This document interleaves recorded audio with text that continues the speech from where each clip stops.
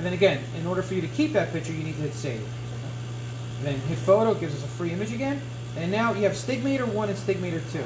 Stigmator controls, I'm going to move mag up a little bit, move that over just a hair. I'm going to go back in my focus window in here. So I'm going to focus this. I'm going to hover the trackball over that, and I'm going to focus it. See how it just got out of focus?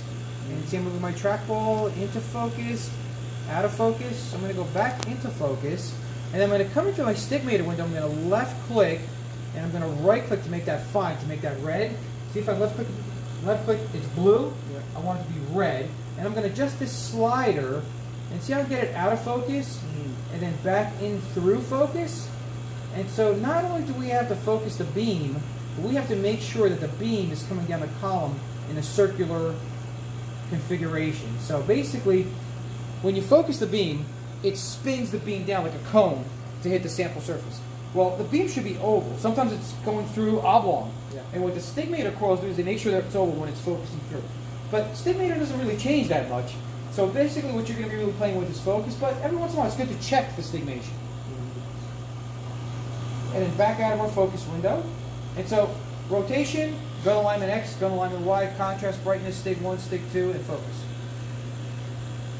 Vac and vent. These two features you can't access as long as the beam is on.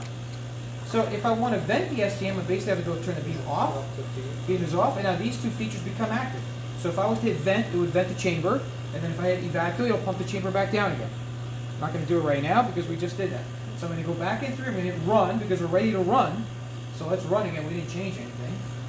And the beam is going to come right back up again. So the beam is on again, exactly where we left off. And it came back into focus, it came back into stigmation, it came back in everything perfect, which is great. All right, so now what we have here is we have a manual filament saturation slider and a manual filament bias slider. Well, we already adjusted the filament, so these two buttons, these two sliders, you guys aren't going to use until you put a new filament in. So ignore until we put a new filament in. And then we hit some features here like working distance. See where it says working distance, 11.5? Well, there's values of working distance that I could change, but realistically that's focal point working distance. So what I want to do is, let's say if I wanted to, I hover my mouse over here to look at my stage program. So let's say if I change my Z here, if I change my Z from 10, let's say to 9, well, let's just move the stage up a millimeter. So now my working distance here didn't change, it stayed at 11 because what I did was I moved the stage up, now I got to change my focal plane, and now the working distance will change. So I open up a focus window, and I hit focus, and I'm going to move my slider to the right, because to the right means it's closer. So I move the slider to the right, and I come back out of my focus window, and now that changed from 11 to 10. So this tells me the exact value of where my beam is from the sample surface, and that value is going to be the same value that you see there. Okay. The Z value is not accurate. WD value is accurate. And for X-ray analysis, that's where that would be important. You guys aren't doing it, so realistically, who cares? But you always want to be around 10 millimeters working distance to operate the SEM. Okay, so that's working distance. This is the gun current. Current we're pulling off of the gun. It's a factor of bias, so bias, wherever we depend on put our bias, just that value. The value may slightly fluctuate, that's okay too. Acceleration voltage, that's the amount of voltage that we're currently running, 20,000 volts. We go up to 30,000, 25,000, 15. I use 20, it's kind of like an industry standard. And then the probe current right now is 1. That's our smallest probe current. I've got the beam completely closed right now. It's at 1. So if I was to change my probe current to 10, that's going to get a lot brighter, right? Yeah. And it's going to look a lot more eye-pleasing to you, right? Because it picked up so much more brightness. Go back to our focus window, retouch up the focus a little bit. But keep in mind, the smaller the beam, the better resolution you'll have. Yeah. But for low mag work, let's say you're doing mag like below 10,000x, you could use spot size 10. Realistic, because this... Basically, that's a spot size. Yep, that's a spot size, exactly what it is. Probe current spot size. Because at lower magnification, it's going to make everything look really, really nice. Like, if I change my probe current to 13, right, it's even brighter. I lower my contrast. It just allows me to lower the contrast. So now when I take this image at low mag, I'm going to see all this background. It's going to look just really, really nice. Right? Cracks in the carbon paint, right? Yeah. It's going to look a little bit different. We'll save this picture too just to show you the difference, how it looks between this and going to spot size of 1. I'm just going to switch this back. I'm just going to go save, so it's saved that. So let's come back out of photo. I'm just going to go back here, probe current. I'm going to click on that and go right back to 1 again. It's going to make things a lot darker, right? And so I'm going to bring up my contrast just to make it eye-pleasing again. Take another photo, and we're going to compare the two photos.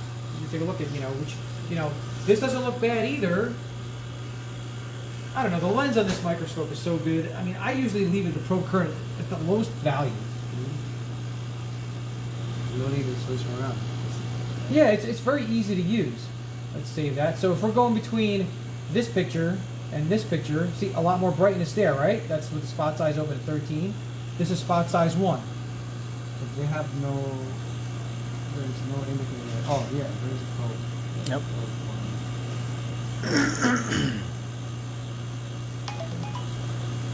Yep. But realistically, even at probe 1, I could have increased the contrast a little bit more too, Yeah, Alex, you know what I'm saying? you So let me just bring it up a little bit more, and then we'll take another photo. Basically, just leave it. Maybe with a match, leave it at probe 1. Probe 1 is what I just use that all the time, just because it gives you so much signal to begin with. Now, if you have an X-ray system, we say, okay, we're going to adjust the probe current to get more X-ray counts, but realistically, we don't need to do that. So let me save this one too. And so this may be a little bit of a better save. So let's take a look at And I'll this. send you the Probe link current 1. to all the Here's videos on our YouTube channel. 1 to 13. That Is way there you that much can of a difference, refer Alex? back to reference. I'm looking at it like more this. contrast. A little bit more contrast, right? But we can still add a little bit more contrast too. So the main buttons that you're going to be playing with most of the time, Alex, are focus window, right? Yeah. Trackball, sliding your image up, right? Yeah. Trackball again, 'cause that's what we're getting. That's all I'm using is trackball all the time, right? Come out of the focus window, and photo. Really, you're going to be playing with focus window, photo, and you can change the dwell time of your photo to make it even clearer. Even up. Right now, I'm using it pretty fast, Yeah. right?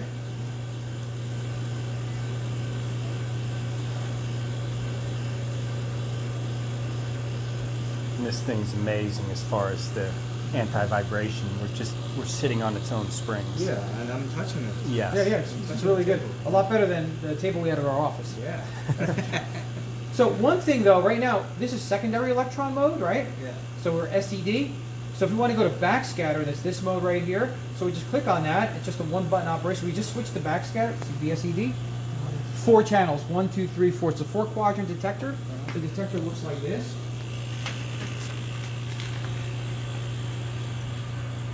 Looks like a stop sign, realistically. So here's the center of the lens. This was the beam that's coming through. So picture this upside down and mounted to the pole piece, right? So here,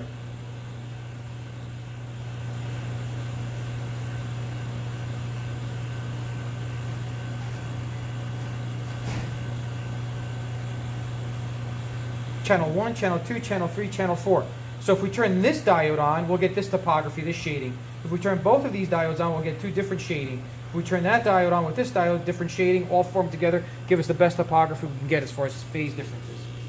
All right, so right now, I changed this to backscatter. The image kind of went away a little bit because backscatter is picking up primary electrons instead of secondary. Yeah. So now we need to add more probe current. We need to open up the beam a little bit. So we're going to go back to our probe current. Let's open it up to like 14. And now it's going to give us that high contrasty backscatter image. Let's lower the contrast just a little bit. And now if I acquire this, if I do photo on this, we're going to see different for particles of dirt. They're going to look totally different. Contamination, right? Yeah. Contamination, contamination, right? So it's picking up all sorts of particles that we didn't see before because in secondary you don't see them. Right. So backscatter gives you a whole different look at it. And what the third option was? Third option is STEM. It doesn't apply to Cube. Yeah. Yep. Yep. One day. That's your TEM. Yeah. JB's working on it. Okay. JB's working on it. All right. So anyway, so back to secondary. Just click on secondary, and that it's going to get super bright, right? Because secondary is just bright as anything, right? But everything looks a lot different in secondary. We're going to change our probe current back to 1. That's what I like using. And then back to, but you guys could use whatever probe current you like. You know, have at it. So it has another really interesting feature here. So that's how we took a picture. It's called auto imaging.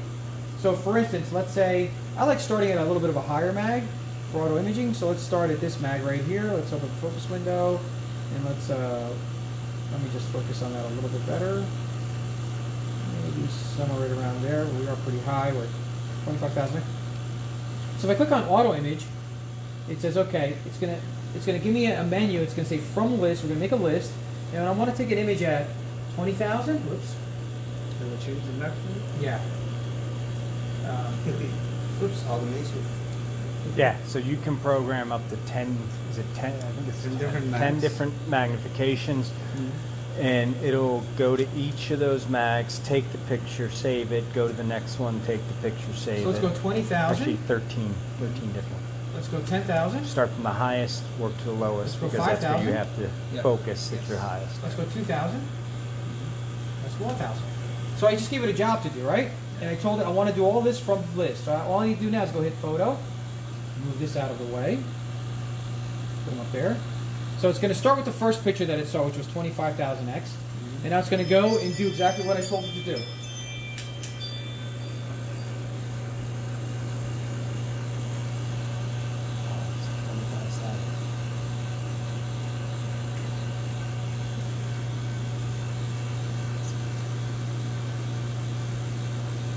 Here comes the first picture. Yep, you just saved it. And now here comes your 20,000. So that's our first one. It's got to do 10, 5, 2, and 1. And it's automatically saving each one of these for us.